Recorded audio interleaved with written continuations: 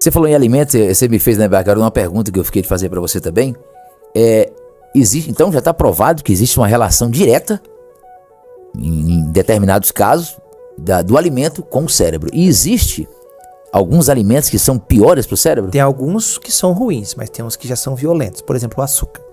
O açúcar ele cria um circuito de dopamina no cérebro tão absurdo que ele é similar à cocaína. Entendeu? Então a gente estudou alguns ratos e colocou de um lado, botamos os ratos, né?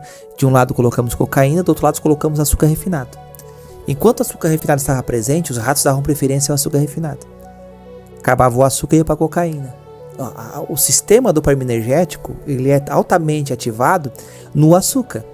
Então você vê que o brasileiro usa 150 gramas de açúcar por dia. Pode usar no máximo 27 gramas. Quer dizer, dá 5, 6 vezes mais aquilo que ele pode usar.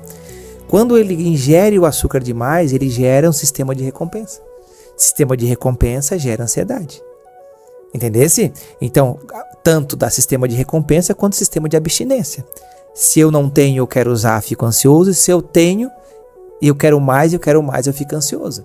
Então, aquela mãe, né, que não consegue resolver o caso do filho que está hiperativo mentalmente, ela está dando uma chocolatada todo dia de manhã, com leite de caixinha para essa criança. Quer dizer, de 2 colheres de achocolatado, 1,5 colher de açúcar refinado. Então, essa criança é drogada.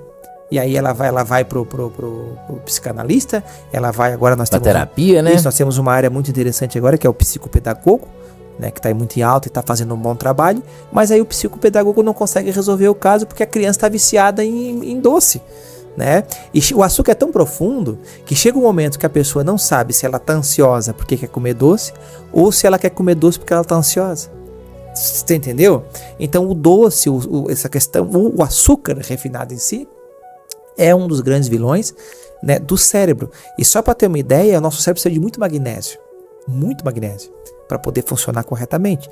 Tanto é que o magnésio mais utilizado para o cérebro hoje é o magnésio treonato. Então, quer dizer, a importância do magnésio chegar no cérebro é muito grande. E a dificuldade para o magnésio chegar no cérebro também é muito grande. Sabia que tem uma barreira no cérebro chamada barreira hematoencefálica. São 3 células que não deixam nada entrar lá dentro. Porque é a central do corpo. Já pensou se entra uma toxina lá dentro? É uma proteção, né? A proteção. E o magnésio não consegue entrar sem a treonina, que é o aminoácido que a gente não come muito por aí. Não tem muito. Então eu preciso da treonina para chegar lá. Por isso que o magnésio treonato vai direto no cérebro e faz um trabalho mais interessante. Agora, vamos falando de magnésio. Por que eu falei do açúcar? Porque quando você ingere uma molécula de açúcar, você precisa de 54 moléculas de magnésio para metabolizar aquela molécula de açúcar. Metabolizar uma? Você roubou todo o magnésio que ia para o cérebro.